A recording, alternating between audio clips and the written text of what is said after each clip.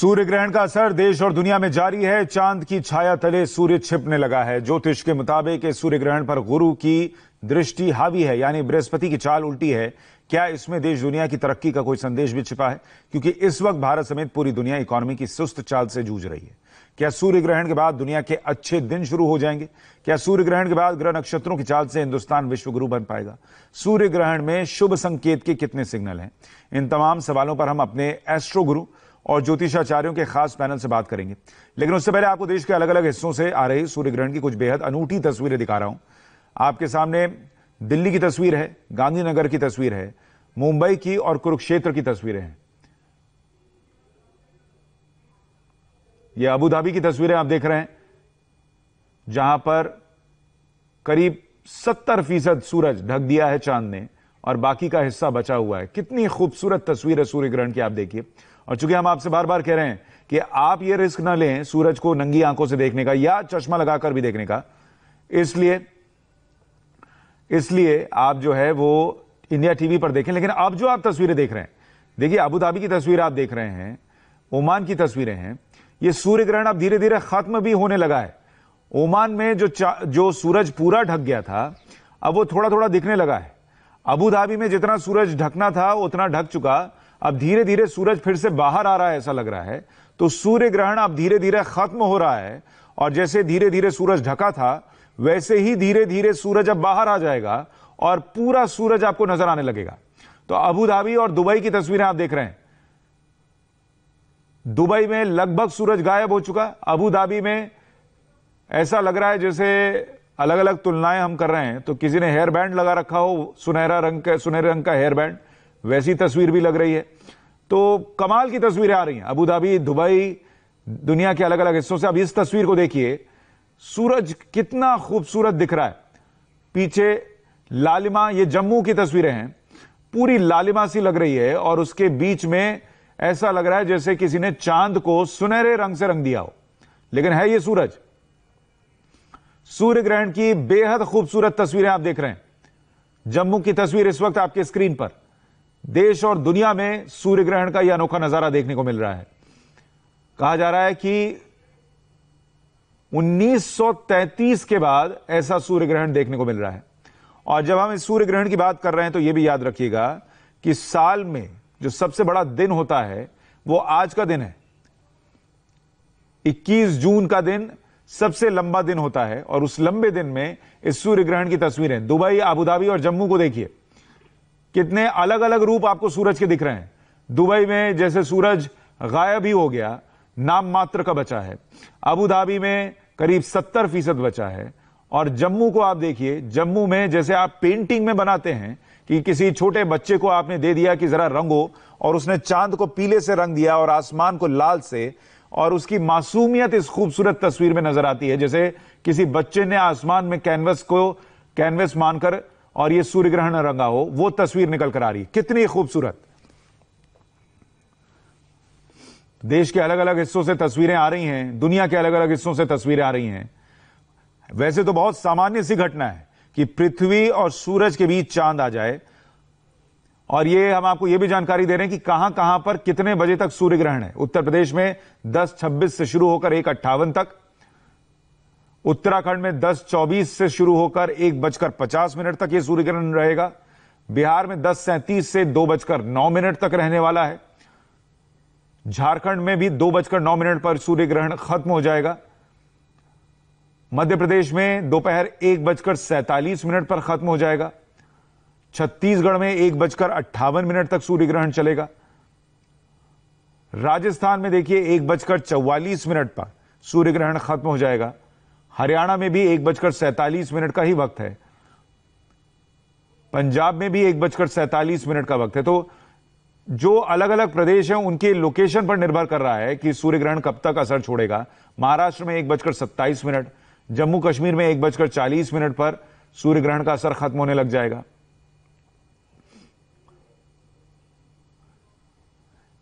तो ये सूर्य ग्रहण दिखने की हम बात कर रहे हैं।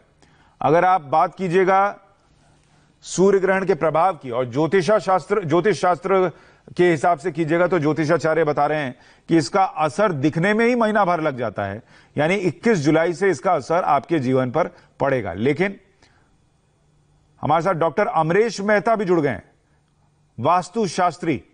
अमरेश जी, बहुत बहुत स्वागत इंडिया टीवी पर आपका।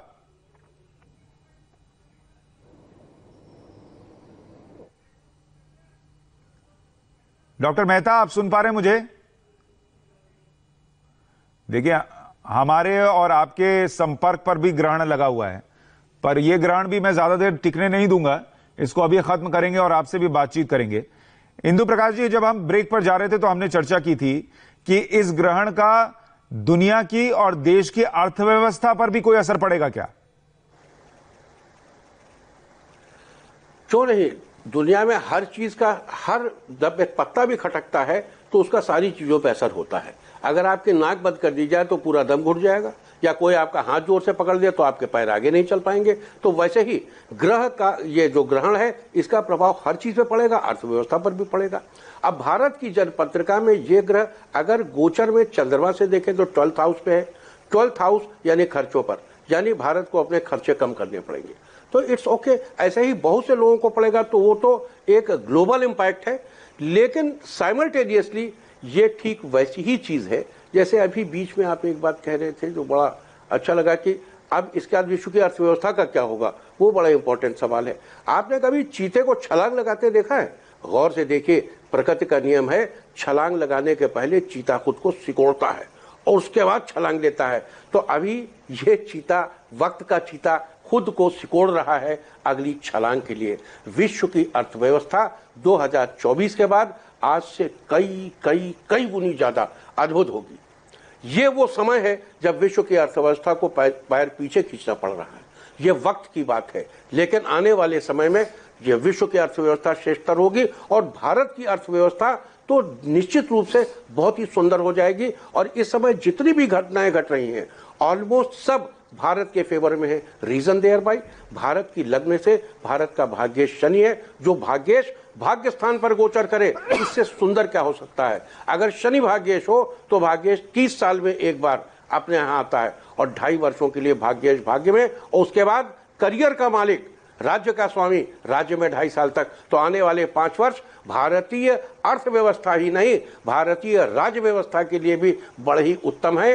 ये बिल्कुल भारतीय पूरे सिस्टम में एकदम सही ढंग से काट छाट करके इस सिस्टम की सुंदर तस्वीर तैयार करते हैं। रावत साहब, लोग ग्रहण सुनते ही मन बैठने लगता है, लेकिन अगर ग्रहण से अर्थव्यवस्था इतनी बेहतर हो और नोट जो है वो जेब में भरने लग जाएं, तो हम तो ये मनाएंगे कि भाई ऐसा ग्रहण साल में 3-4 बार आ जाए। सुशांत जी, ऐसा होता है कि अगर कोई नोटों की गाड़ी जा रही हो और उसका एक्सीडेंट हो जाए और उसमें से गड्डियां बाहर निकल जाए, लोग ले लेके भाग जाए, तो जो ले करके भागे थे उनको तो पैसा मिला ना, जिसका पूरा इकट्ठा था वो टूट गया। तो कभी कभी क्या होता है कि ग्रहण काल के अंदर भी 2-4 राशियां ऐसी होती हैं कि जिनपे इसका विपरीत राजयोग बन जाता है, विपरीत इफेक्ट आता है। इसमें इस ग्रहण काल में भी 4 राशि वाले ऐसे हैं जिनके पास पैसे की कमी नहीं रहेगी और पैसा बहुत आएगा उनके पास में, उनकी तिजोरी और खजाने जरूर भरेंगे। ऐसा नहीं कि कोरोना काल के अंदर वो कौन सी राशियां बता दीजिए, मैं भी देखूं, मेरी तो नहीं है उसमें। बिल्कुल, मैं बता देता हूं कि कौन कौन सी राशियां हैं। पहली राशि है मेष। मेष राशि वालों के तीसरे भाव में बुध सूर्य राहु की युति है। यहाँ पर ये तीनों के तीनों बलवान हो जाते हैं, तो यहाँ विपरीत राजयोग बन जाता। तीसरे, छठे, 8वें, 12वें भाव का स्वामी। अब जिनकी राशि यानी 3 नंबर की राशि छठे भाव में आएगी तो वो मकर राशि वाले हो गए। तो मकर राशि वालों के लिए भी, अगर आपकी मकर राशि है सुशांत जी, तो निश्चित तौर पर मैंने अभी तक नहीं आई है सर, लाभ मिल, ना मेष है ना मकर है। अच्छा, अगर आपकी वृश्चिक राशि है तो अष्टम भाव में ये 3 नंबर की राशि बुध सूर्य चंद्रमा की युति आती है, तो यहाँ पर भी विपरीत राजयोग बनता है, तो भी यहाँ पर आपको लाभ मिलेगा। अगर आपकी कर्क राशि है तो कर्क राशि वालों के 12वें भाव में ये ग्रहण लगता है, तो यहाँ पर विपरीत राजयोग बनता है। तो ये 12 में से 4 राशियों के लिए तो फिर भी पैसा देगा। जैसे कोरोना काल में मेडिकल वालों का, दूध वालों का, सब्जी वालों का, बहुत सारे मास्क वालों का कितना पैसा अपार उनके पास आया। उन्होंने खूब काला बाजारी की दबा करके, तो उनके पास तो पैसा आया, आम आदमी के पास नहीं आया। देखिए, मेरी तो इन 4 में से कोई राशि नहीं है, मेरा दिल तो टूट गया, लेकिन मेरी माताजी की कर्क राशि है, तो उनके अकाउंट में अगर पैसा आता है और मैं उनके इतने पैर दबाता हूं तो कुछ मेरे खाते में भी आ ही जाएगा। तो इसलिए आशीर्वाद भी आएगा और पैसा भी आएगा, चिंता की बात नहीं है। अमरेश जी भी हमारे साथ जुड़ गए हैं। डॉक्टर मेहता, बहुत स्वागत इंडिया टीवी पर आपका। वास्तुशास्त्र इस सूर्य ग्रहण को कैसे देख रहा है सर? नमस्कार जी, नमस्कार। मैं ऐसे देखता हूं कि देखिए, सूर्य ग्रहण में आज तक इतिहास ये कह रहा है कि 40 दिन के अंदर सूर्य ग्रहण में काफी तकलीफ हुई है। अगर अपन सन 2000 से देखें तो जब 2001 का जब आया था भूकंप, तो वो 40 दिन के अंदर में ही भूकंप आया था सूर्य ग्रहण के। 2013 की अगर अपन घटना देखते हैं केदारनाथ वाली, तो केदारनाथ वाली घटना जहां पर जलप्रपात हुआ था, वो भी सूर्य ग्रहण के चंद दिनों में ही हो गया था। और 2018 की बात करें, जब अपन साउथ इंडिया में जितना भी गहरा काम हुआ था, सारा पानी पानी हो गया था, घमासान हो गया था, वो भी चंद्र ग्रहण के कुछ दिनों के अंदर ही हुआ था। तो मेरा ये मानना है कि अगले 40 दिन जो है वो काफी चैलेंजिंग हो गए, और उसको अपने को थोड़ा सा ख्याल रखना पड़ेगा। 40 days are going to be very very challenging, ये मेरा मत है। सर, ऐसे में अगर घर पर भी प्रभाव पड़ता है, और वास्तुशास्त्र में कई तरीके हैं कि आप नेगेटिविटी को दूर कर सकते हैं, तो अगर नेगेटिव प्रभाव इस सूर्य ग्रहण का घर पर कुछ पड़ रहा है, तो उसको कैसे दूर कर सकते हैं वास्तुशास्त्र के जरिए? जी, मेरा ये मानना है, आपने बहुत अच्छा सवाल पूछा, क्योंकि मैं अभी ये कहने वाला था कि जनरली अपन जब बात करते हैं मंत्रोच्चार की, तो मंत्र का काम क्या है? आपको ऊर्जा देना, लेकिन मैं ये मानता हूं कि मंत्र ऊर्जा देता है, वो टेम्पररी फेनोमिना है, मतलब वो परमानेंट इन नेचर नहीं है। जितने दिन आप करोगे मंत्र, तब तक आपका मंत्र का प्रभाव रहता है, लेकिन उसका जो रूट कोज है वो आपकी घर की एनर्जी डायनामिक्स है। यदि आपका घर का एनर्जी डायनामिक्स इसी दौरान यदि ठीक किया जाए, तो उसका प्रभाव, जैसे मंत्र का प्रभाव मल्टीपल टाइम्स बढ़ जाता है, उसी तरह घर की एनर्जी को अगर आप बैलेंस करते हैं तो इस टाइम पे मल्टीपल टाइम्स बढ़ जाता है। और mainly north east to south west axis को यदि अपन संभाल लेते हैं, बिकॉज दिस एक्सिस जो है वो रिस्पॉन्सिबल है अपनी वेल बीइंगनेस के लिए।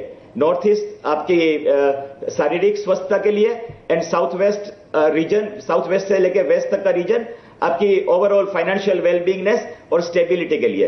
तो मैं समझता हूं कि इस दोनों दिशाओं को, दोनों जोन को बैलेंस कर देना चाहिए, और यहां पर जितना भी इम्बैलेंस है उसको अगर अपन डील कर सकते हैं तो ये परमानेंट सॉल्यूशन होगा वास्तु एनर्जी की दृष्टि से।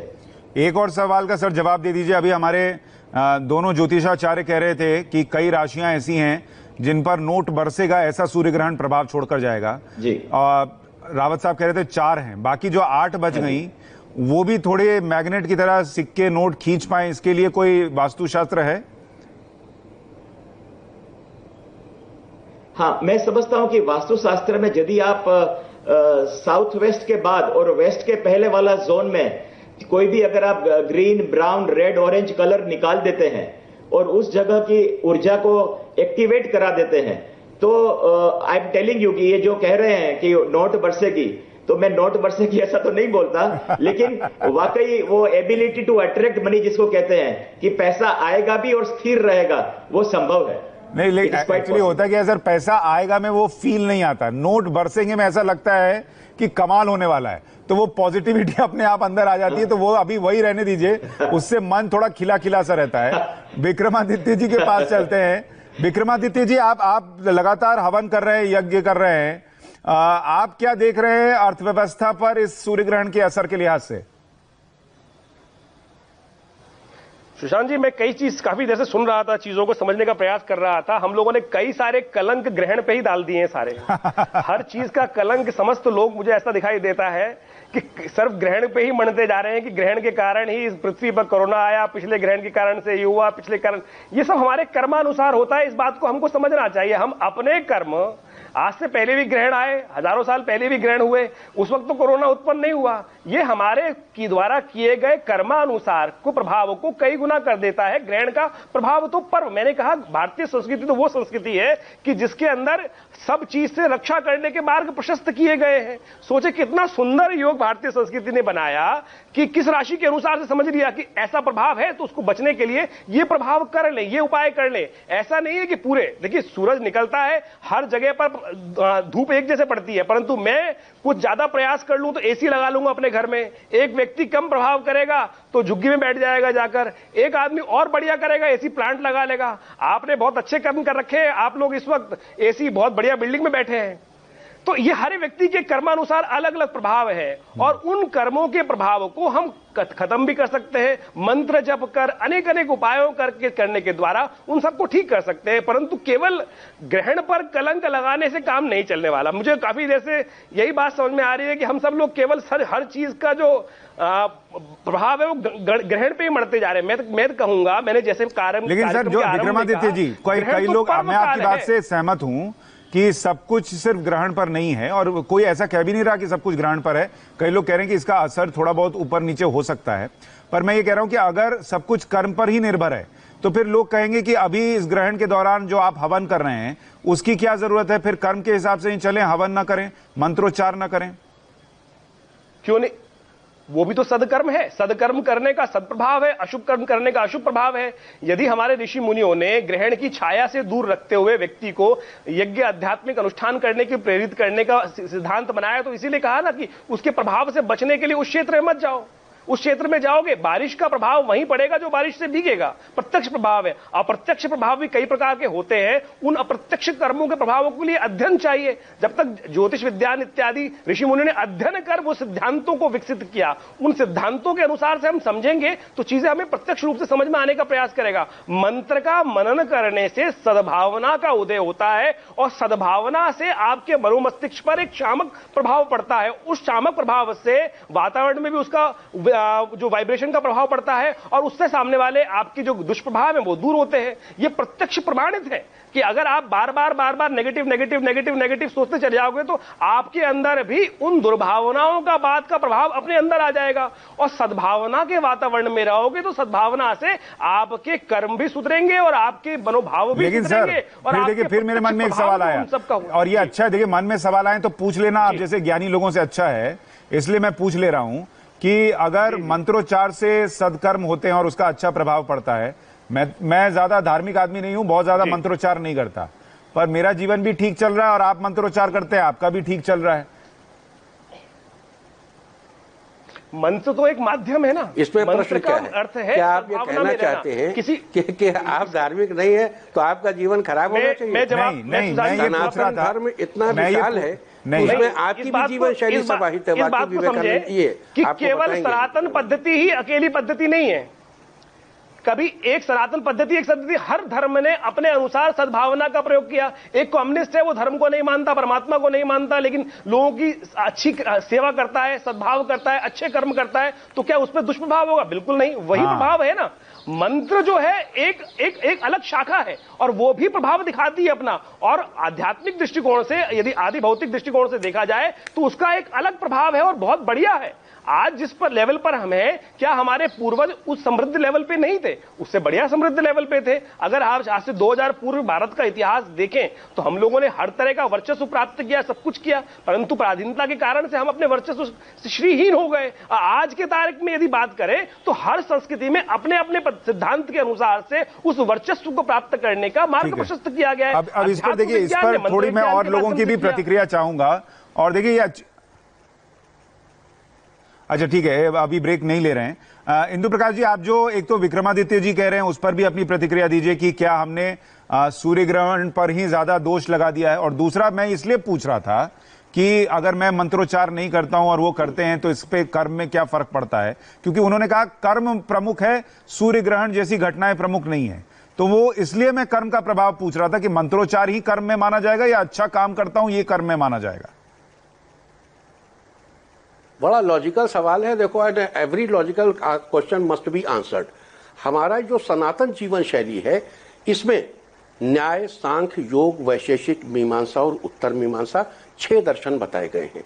हमारे यहाँ जो लोग धर्म में विश्वास नहीं करते उनके लिए भी पूरा सम्मान है, उनकी भी एक जीवन शैली है। जीवन शैली को मनुष्य की मनोदशाओं के मुताबिक बांटकर उनके लिए तदनुकूल मार्ग निर्धारित किए गए हैं। ऐसा नहीं है कि आप मंत्र नहीं पढ़ते, आप जीवन में यकीनन कोई ऐसा मंत्र जरूर पढ़ते होंगे मेरे भाई जिसे आप स्वयं नहीं जानते। मंत्र का वो स्वरूप कि अगर ओम ऐं ह्रीं क्लीं चामुंडाय विच्चे कहेंगे तो यही मंत्र है, ऐसा नहीं है। अगर आपके हृदय किसी पीड़ित और आहत मानवता के लिए करुणा है और उसके लिए आप 5 मिनट सोचते हैं तो वो भी एक मंत्र है। ये हमारी सनातन जीवन शैली है, वो भी एक मंत्र है। अगर आपके चित्त में क्षमा है, अगर आपके चित्त में मैत्री है, अगर आपके चित्त में मुदिता है, अगर आपके चित्त में करुणा है, तो निश्चित रूप से ये भी मंत्र का ही एक स्वरूप है। इसलिए ध्यान रहे कि ये इस तरीके की जो बातें हैं कि ये सब इस पर डाल दिया तो कर्म भी करना चाहिए, ज्योतिषीय वस्तुएं भी हैं, इनका भी अध्ययन करना चाहिए। अगर आपके पास समय नहीं है और लेकिन आप जीवन में सद्भावों को रखते हैं तो भी किसी मंत्र से कम नहीं है। और अगर सद्भावों को रखते हुए आप मंत्र का जप भी कर लें, अपनी स्पाइनल कॉर्ड को, ये मंत्र क्या है, देवनागरी स्क्रिप्ट के सारे लेटर्स आपकी स्पाइनल कॉर्ड के जॉइंट्स के एयर के मूवमेंट से लिए गए हैं और वो आपके ब्रेन को हिलाते हैं, आपके अंदर एटीट्यूड क्रिएट करते हैं। मंत्र कोई ऐसी चीज नहीं है जो ऊपर से उल्का पिंड की तरह आएगी और इधर से उधर नहीं।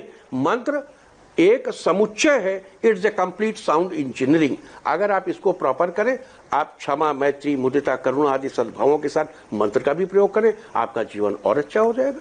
चलिए इसको थोड़ा और समझेंगे सर, एक छोटा सा ब्रेक लेना है। मैं आ रहा हूं सर, एक छोटा सा ब्रेक लेना है। आपने इसको बहुत खूबसूरत ढंग से बताया कि मंत्रोच्चार भी हर किसी के लिए अपना है। जो बहुत धार्मिक व्यक्ति है उसके लिए जो शास्त्रों में मंत्र हैं वो हो सकता है, और जो बहुत धार्मिक नहीं भी है और धार्मिक होते हुए भी शायद ये कर सकते हैं आप कि अगर आप दूसरों के लिए कुछ अच्छा कर रहे हैं, कुछ भला कर रहे हैं, दूसरों के लिए करुणा का भाव मन में रखते हैं, तो वो भी एक तरीके का मंत्रोच्चार है, वो भी एक तरीके की पूजा है जो कि असर छोड़ सकती है। हम एक छोटे से ब्रेक के बाद इस बड़ी खबर पर बने हुए हैं।